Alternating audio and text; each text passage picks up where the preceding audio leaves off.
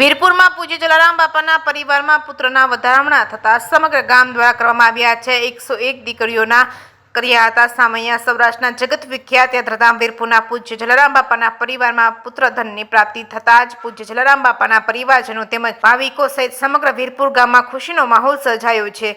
પૂજ્ય જલારામ બાપાના વારસદાર પૂજ્ય ગાદીપતિ રઘુરામ બાપાના લઘુબંધુ ભરતભાઈને ત્યાં ગત 17 ઓક્ટોબરે પુત્રનો જન્મ થયો હતો, જેમનું નામ દેવત રાખવામાં આવ્યું હતું। પૂજ્ય જલારામ બાપાના પરિવારજન ભરતભાઈના પુત્ર દેવત પ્રથમ વખત પૂજ્ય જલારામ બાપાના નિવાસસ્થાને આવતા હોય, જેને લઈને સમગ્ર વીરપુર ગ્રામજનોએ પૂજ્ય જલારામ બાપાના વારસદારને વધાવવા પૂજ્ય જલારામ બાપાની સમાધિ તેમજ મંદિરનો મુખ્ય દરવાજો અવનવા પુષ્પોથી સુશોભિત કરવામાં આવ્યો હતો। બાપાની સમાધિ સ્થળેથી લઈને વીરપુરના મુખ્ય માર્ગો તેમજ જલારામ બાપાના મંદિર સુધી વીરપુરમાં જાણે ફરી દિવાળી આવી હોય તેમ શણગારવામાં આવ્યા હતા। પૂજ્ય જલારામ બાપાના પરિવારના પુત્ર દેવત ને વધાવવા 101 દીકરીઓ દ્વારા સામૈયા કરવામાં આવ્યા હતા। તેમાં સમગ્ર વીરપુર ગ્રામજનો દ્વારા પૂજ્ય બાપાની સમાધિ ખાતે રામ રક્ષા સ્ત્રોતના પાઠ કરવામાં આવ્યા હતા। સમાધિ સ્થળેથી લઈને મંદિર સુધી પુષ્પ વર્ષા કરવામાં આવી હતી। બેન બાજા તેમજ રાસ ગરબા સાથે ધામધૂમથી સ્વાગત કરવામાં આવ્યું હતું। પૂજ્ય જલારામ બાપાના પરિવારજન ભરતભાઈ ના પુત્રના સ્વાગત માટે જલારામ મંદિરના ગાદીપતિ પૂજ્ય રઘુરામ બાપા તેમજ પૂજ્ય રસિકરામ બાપા તેમજ પરિવારજનોએ સૌપ્રથમ પૂજ્ય જલારામ બાપાની સમાધિ સ્થળે